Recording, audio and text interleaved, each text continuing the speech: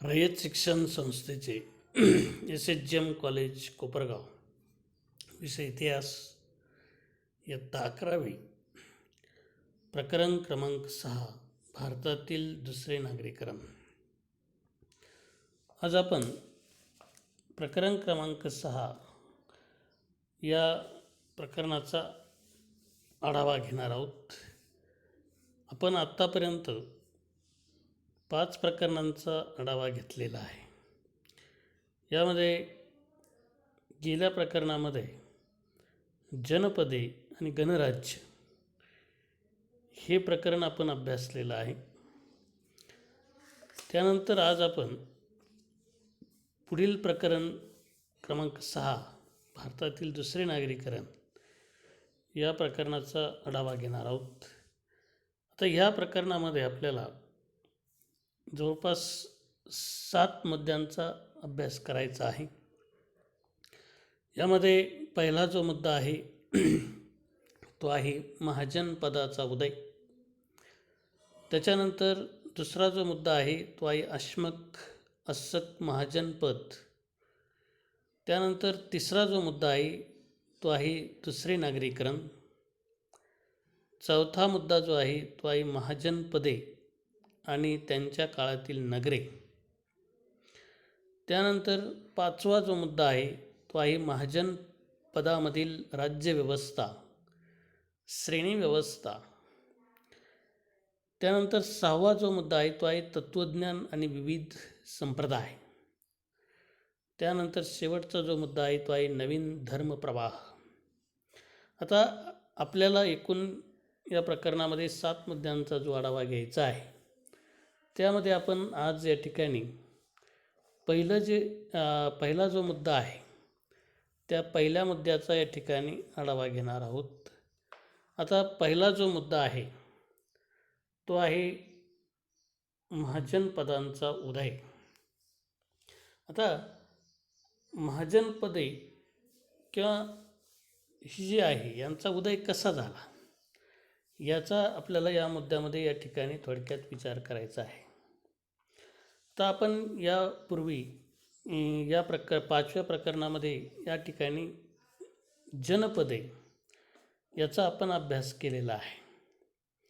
आता उत्तर वैदिक कालखंडामध्ये भारतीय उपखंडामध्ये अनेक जनपदे निर्माण झाली आणि या जनपदामध्ये सर्वात महत्त्वाचं भौगोलिक विस्तार जो आहे, भौगोलिक विस्ताराची महत्त्वाकांक्षा निर्माण झाल्याने या जनपदामध्ये संघर्ष झाला.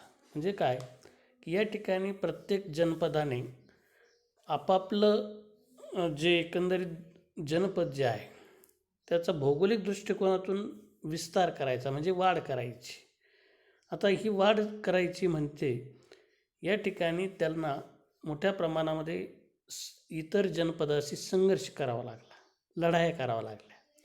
आणि मग या लढाया केल्यामुळं या ठिकाणी जे जनपदे जी आहे ज्यांचा जो विजय झाला, थोडक्यात जे जिंकले, त्यांनी इतर जनपदाचा भूप्रदेश जो आहे तो आपल्या जनपदाला जोडून घेतला. म्हणजे थोडक्यात पराभूत जी जनपदे आहे ती पराभूत जनपदांचा त्यांचा जो काही प्रदेश असेल, भूप्रदेश असेल, तो भूप्रदेश या ठिकाणी आपल्या जनपदाला या ठिकाणी जोडून घेतला. आणि ही जनपदे या ठिकाणी मग काय झाली, मोठी झाली, विस्ताराने, भौगोलिक विस्ताराने सर्वात मोठी झाली. आणि या सीमा, थोडक्यात त्यांच्या ज्या सीमा आहे त्यांचा एकंदरीत विस्तार जो आहे, सीमांचा विस्तार जो आहे तो या ठिकाणी मोठ्या प्रमाणात झाला. आणि म्हणून जनपदे ही थोडक्यात मोठी झाली, म्हणजे महा झाली. आणि म्हणून याला आपण महाजनपदे असं या ठिकाणी म्हणतो. आता ही जी महाजनपदं आहे, ही महाजनपदं सर्वात महत्त्वाची आपण जर पाहिली तर इसवी सन पूर्व 600 या शतकाच्या सुमारास या ठिकाणी भारतीय उपखंडाच्या भारताच्या वायव्यपासून ते अगदी मगधपर्यंत या ठिकाणी उदयास आले. आणि जवळपास मगधपर्यंत जर आपण विचार केला तर म्हणजे अशा पद्धतीने या ठिकाणी जवळपास या 600च्या इसवी सन पूर्व 600च्या सुमारास जवळपास 16 महाजन पदे ही या ठिकाणी उदयास आली.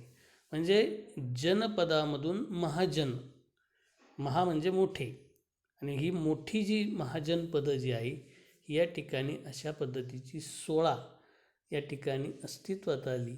आणि इसवी सन पूर्व 600च्या सुमारास उत्तर भारतात जवळपास, कारण बरीचशी जी काही मगधपर्यंत जर आपण विचार केला तर या ठिकाणी उत्तर भारतामध्येच अशा पद्धतीची ही महाजनपदं जी आहे या ठिकाणी आपण जर पाहिलं तर उदयास आली. मग आता याच्यामध्ये आपण जर पाहिलं तर ही जी महाजनपदे आहे यांनी या ठिकाणी निरनिराळे भूप्रदेश जिंकून ते कायमस्वरूपी या ठिकाणी आपापल्या जनपदांना जोडून घेतला आणि यातूनच यांचा राज्यविस्तार जो आहे तो या ठिकाणी झाला. याच्यामध्ये सर्वात शेवटी आपण जर विचार केला तर 16 जी महाजनपदं आहे या 16मध्ये सुद्धा सर्वात मोठं साम्राज्य, सर्वश्रेष्ठ म्हणजे मगध आहे. आता हे जे मगध साम्राज्य जे आहे हे 16मध्ये सर्वात मोठं साम्राज्य म्हणून या ठिकाणी उदयास आलं. आणि कालांतराने आपण जर पाहतो प्राचीन भारतात यातूनच नागरी संस्कृतीचा उदय झाला. म्हणजे एकंदरीत जर आपण विचार केला तर या 16 महाजनपदांचा या ठिकाणी उदय जो आहे हा 600च्या मध्ये झाला. आणि या 16मध्ये सर्वात श्रेष्ठ असं महाजनपद जर कोणतं असेल तर ते आहे मगध. आणि मग या मगध साम्राज्य हे या ठिकाणी कालांतराने आपण जर पाहिलं तर सर्वात विशाल किंवा मोठं साम्राज्य म्हणून ओळखलं गेलं. आता ही जी 16 महाजनपदे आहे या 16 महाजनपदांचा जो उल्लेख आहे तो या ठिकाणी आपण जर पाहिलं तर सर्वात महत्त्वाचा जैन आणि बौद्ध ह्या धर्मग्रंथांमध्ये आढळतो. आणि या जैन आणि बौद्ध धर्मग्रंथामध्ये सर्वात महत्त्वाचं तसेच पुराणामध्ये सुद्धा यांचा उल्लेख या ठिकाणी आपल्याला आढळतो. आता यामध्ये आपण जर पाहिलं तर बौद्ध ग्रंथांचा काळ हा महाजनपदाच्या काळाशी अगदी निकटचा असल्यामुळे त्यात उल्लेख असणारी महाजनपदांची नावे अधिक ग्राह्य मानली जातात. म्हणजे बऱ्याचशा मोठ्या प्रमाणामध्ये आपण जर विचार केला तर बौद्ध ग्रंथ जे आहे या ग्रंथामध्ये या महाजनपदाचा जवळपास बराचसा जो कालखंड आहे तो या ठिकाणी याच्याशी निगडीत आहे. आणि याच्यामधून 16 महाजनपदं जी आहे ही 16 महाजनपदापैकी अश्मक किंवा अस्सक, अश्मकलाच अस्सक असं म्हणतात. आणि हे अस्सक जे आहे हे सर्वात महत्त्वाचं आपण जर हे महाजनपद जे आहे हे नाव आजच्या महाराष्ट्राशी निगडीत आहे. आणि म्हणून आपण जर पाहिलं तर अश्मक किंवा अस्सक हे जे महाजनपद आहे हे महाजनपद या ठिकाणी सर्वात महत्त्वाचं महाराष्ट्राशी निगडीत आहे. आता याच्यामध्ये आपल्याला या ठिकाणी अश्मक किंवा अस्सक हा आपल्या या प्रकरणातला दुसरा जो मुद्दा आहे या दुसऱ्या मुद्द्याचा आढावा घेत असताना या ठिकाणी आपल्याला सर्वात महत्त्वाचं अश्मक आणि अस्सक महाजनपद आहे याच्या संदर्भामध्ये आपल्याला अधिक जी माहिती आहे थोडी प्रमाणामध्ये या ठिकाणी पाहायची आहे. आता हे जे महाजनपद आहे हे महाजनपद या ठिकाणी आपण जर विचार केला तर हे फक्त महाराष्ट्र किंवा या ठिकाणी दक्षिण भागामध्ये या ठिकाणी उदयास आलेलं सर्वात महत्त्वाचं एक महाजनपद आहे. आता अश्मक म्हणजे काय? आता 16 महाजनपदापैकी अश्मक किंवा अस्सक हे राज्य दक्षिणेतील राज्य वगळून ओळखलं जातं. म्हणजे हे एकमेव असं राज्य आहे की हे फक्त दक्षिणेमध्ये आहे. बाकीची उरलेली जी 15 राज्य आहे ही महाजनपदं जी आहे ही 15ची 15 ही उत्तर भारतात होती, उत्तर भारतात. आणि एवढं एकमेव जे महाजनपद आहे अश्मक हे फक्त या ठिकाणी दक्षिण भारतामध्ये येतं. आता अश्मक हे जे नाव आहे हे संस्कृत भाषेतील आहे. ही संस्कृत तर अस्सक, त्यालाच आपण अस्सक जे म्हटलं आहे, तर हे पाली भाषेतील आहे. म्हणजे थोडक्यात या ठिकाणी आपण जर विचार केला तर अश्मक हे नाव हे संस्कृत भाषेतील आहे आणि अस्सक हे नाव या ठिकाणी सर्वात महत्त्वाचं पाली भाषेतील आहे. आता तुम्हाला याच्यावर एक रिकामी जागा विचारली जाते बघा. अश्मक हा शब्द टिंबटिंब भाषेतील आहे. याच्यामध्ये तुम्हाला पर्याय दिलेले असतात, पाली, संस्कृत, अर्धमागधी आणि प्राकृत. तर याच्यापैकी आपल्याला पर्याय जो निवडायचा आहे तो आहे संस्कृत. म्हणजे पहिली रिकामी जागा अश्मक हा शब्द संस्कृत भाषेतील आहे असं या ठिकाणी आपल्याला सांगता येईल. आता ही जी दोन्ही शब्द जे आहे, अश्मक संस्कृतमध्ये आहे आणि अस्सक हा पाली भाषेत आहे. तर एकाच नावाची दोन रूपे समजतात हे पुढील उदाहरणावरून आपल्याला या ठिकाणी सांगता येईल. आता पाणिनी याने रचलेल्या अष्टाध्यायी या व्याकरण ग्रंथात सर्वात महत्त्वाचं आपण जर पाहिलं तर याचा उल्लेख आढळतो बघा.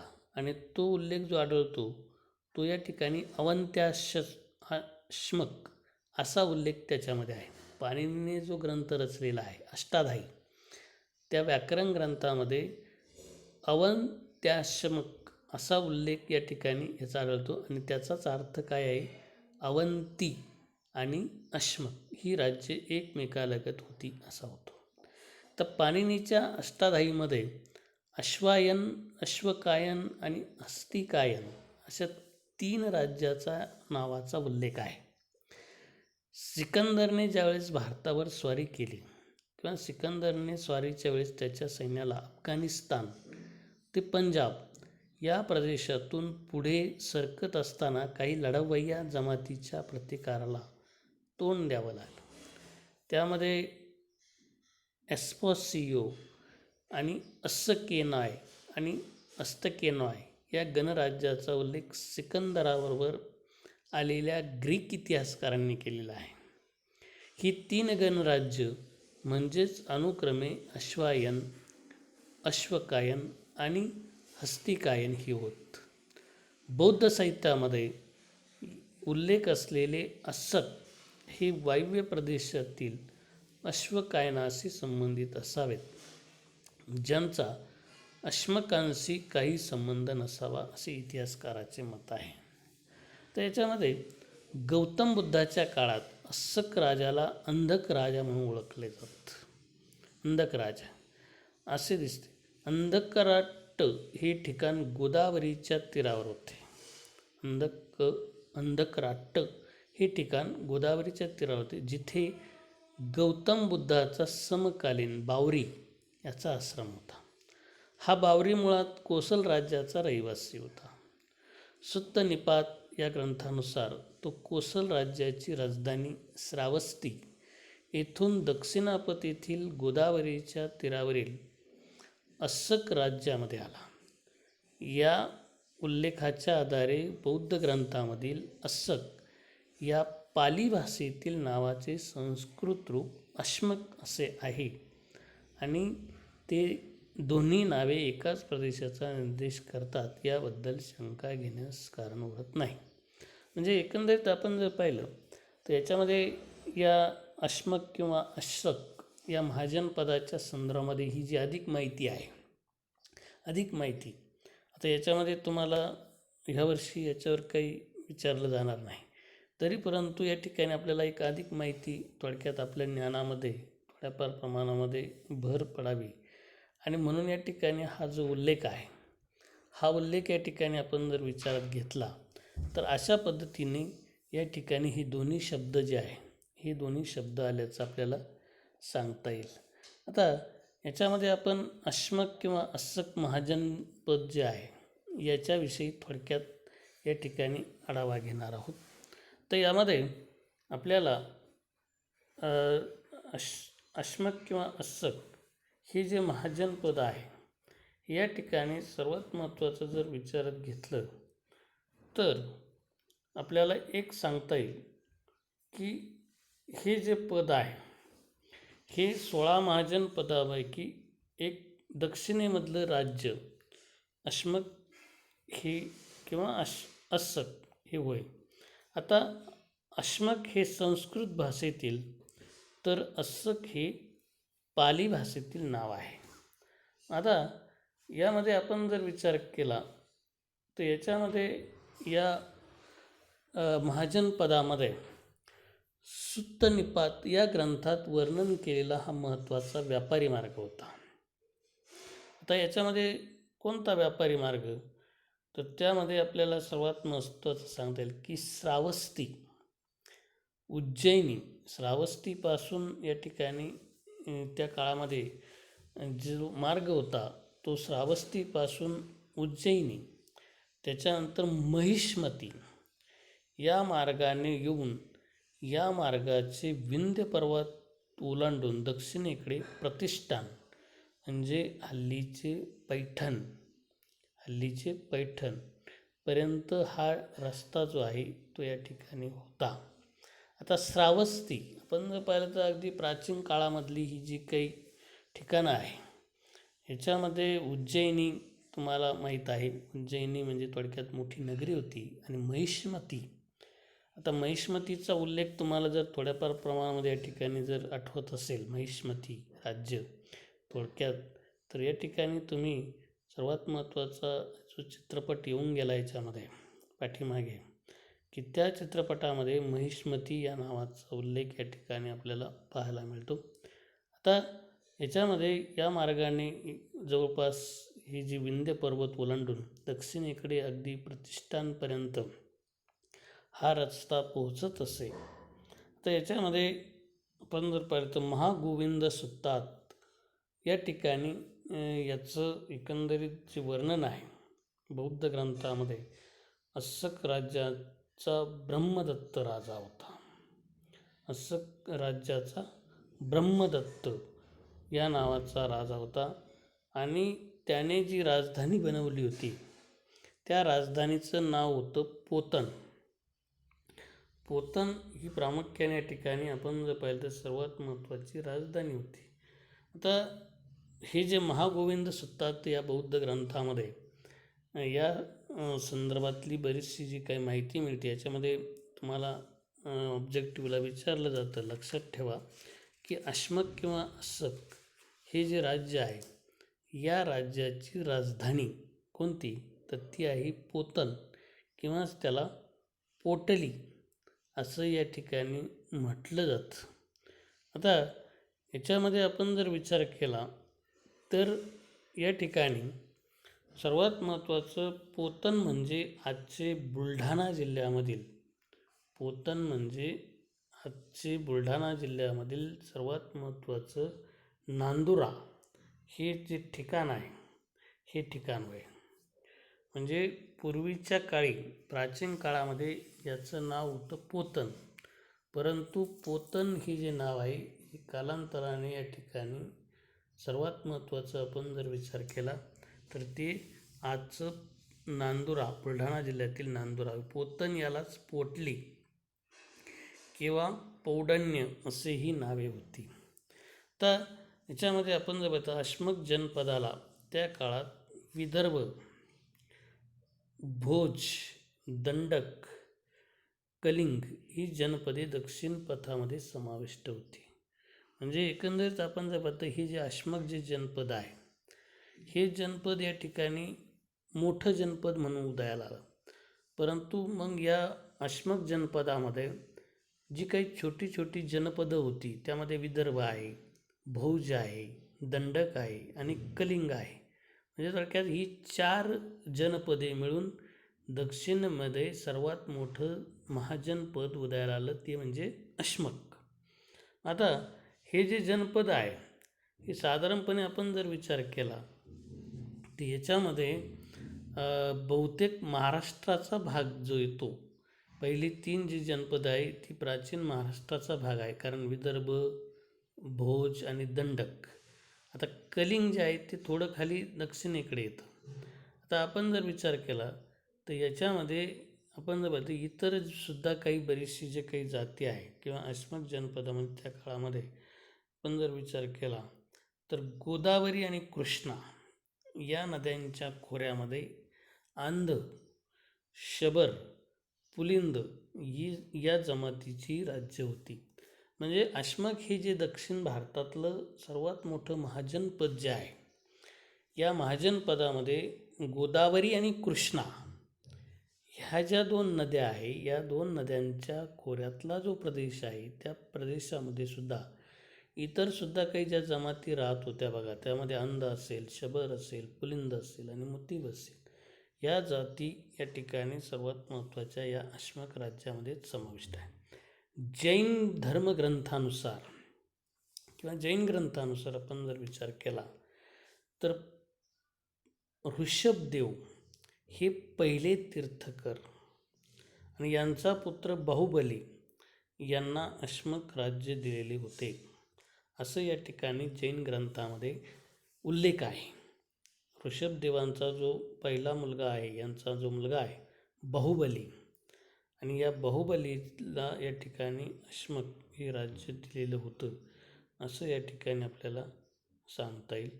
पोदनपूर ही त्याची राजधानी होती. पोदनपूर ही त्याची राजधानी होती. म्हणजे आपण सुरुवातीला जर पाहिलं तर या ठिकाणी पोतन ही या राज्याची राजधानी होती, परंतु कालांतराने जैन ग्रंथामध्ये या ठिकाणी त्यांनी अशमक राज्य जे आहे की हे राज्य या ठिकाणी बाहुबलीला दिलं, आणि बाहुबलीला दिल्यानंतर या ठिकाणी त्याने राजधानीचं नाव ठेवलं पोदनपूर.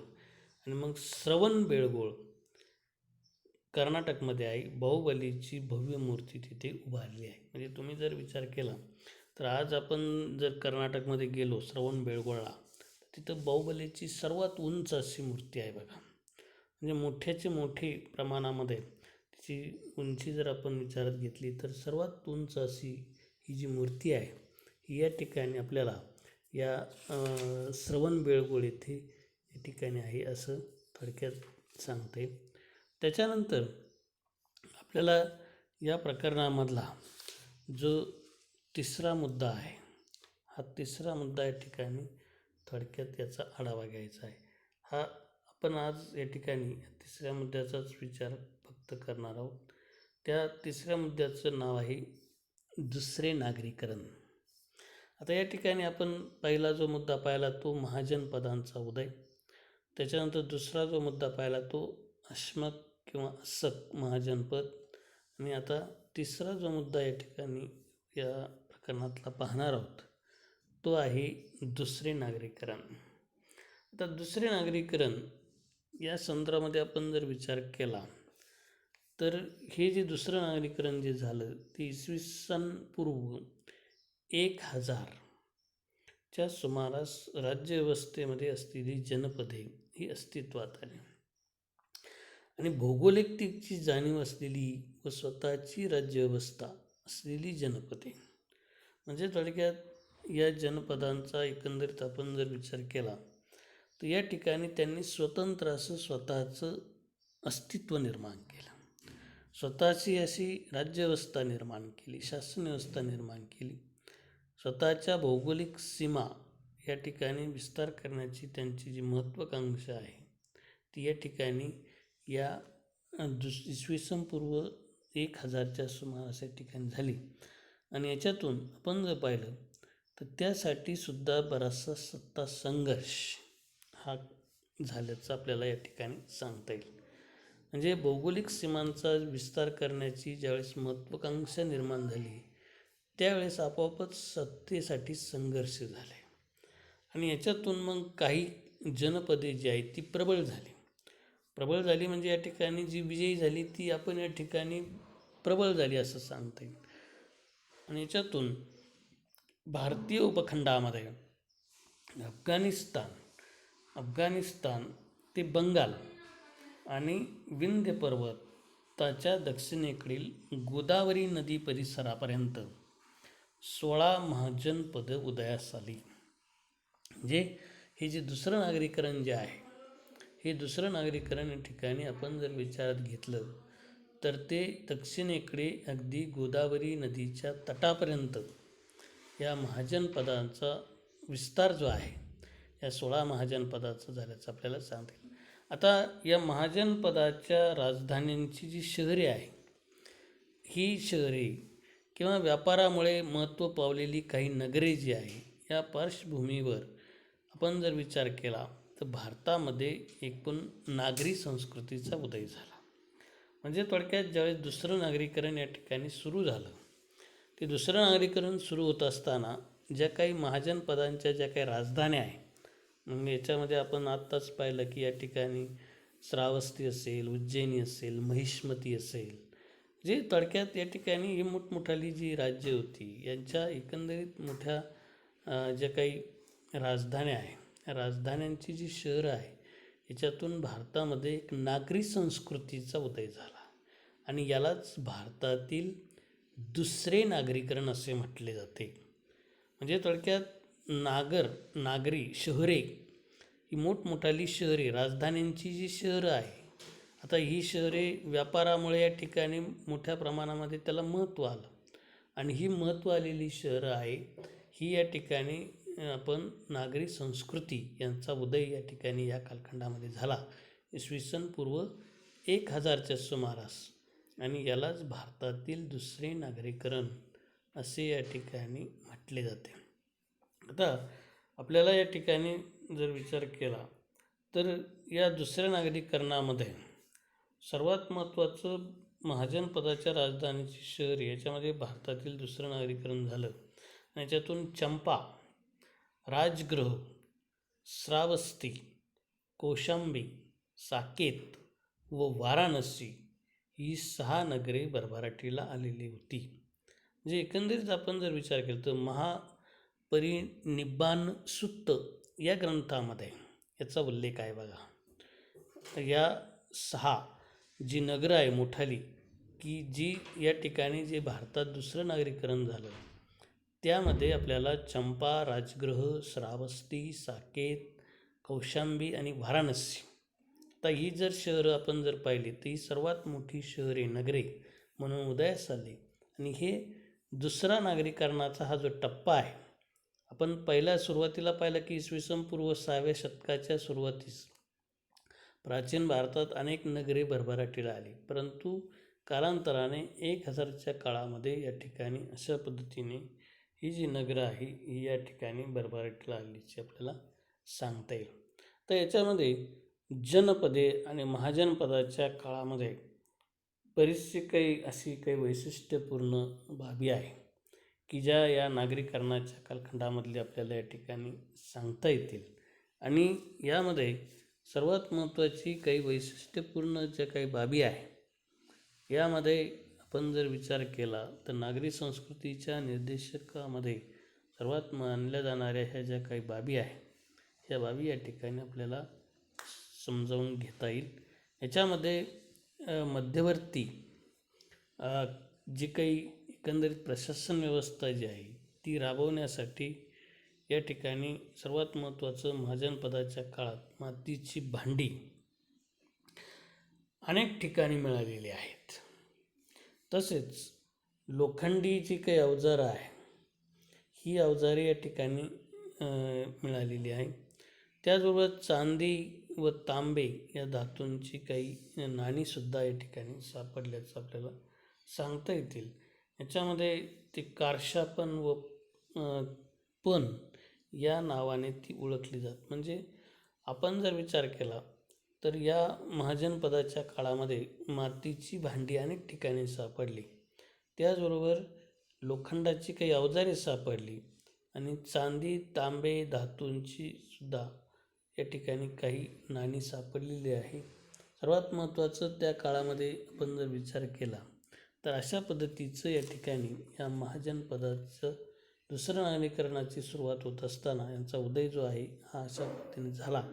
तर याच्यामध्ये दुसरं नागरीकरण जे आहे या दुसऱ्या नागरीकरणाची काही वैशिष्ट्ये आहे बघा.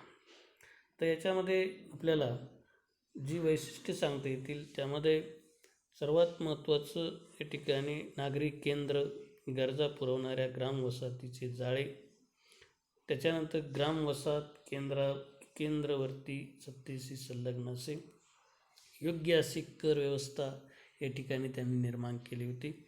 व्यापार हा देशातल्या देशात व परदेशाशी असून भूमार्ग व जलमार्गाचा उपयोग केला जात असे. त्याच्यानंतर वस्तू विनिमयासाठी चलनाचा उपयोग हा प्रामुख्याने या ठिकाणी केला जातो. राज्यांमध्ये कायदेव्यवस्था स्थापन करून न्यायदानाचे काम योग्य पद्धतीने केले जात आणि अशा पद्धतीने या ठिकाणी आपल्याला सर्वात महत्त्वाचं या दुसऱ्या नागरीकरणाची काही वैशिष्ट्ये या ठिकाणी सांगता येईल. तर आपण या प्रकरणामधील जवळपास 3 मुद्द्यांचा आढावा या ठिकाणी थोडक्यात घेतलेला आहे. आज आपण या ठिकाणी थांबतोय. धन्यवाद.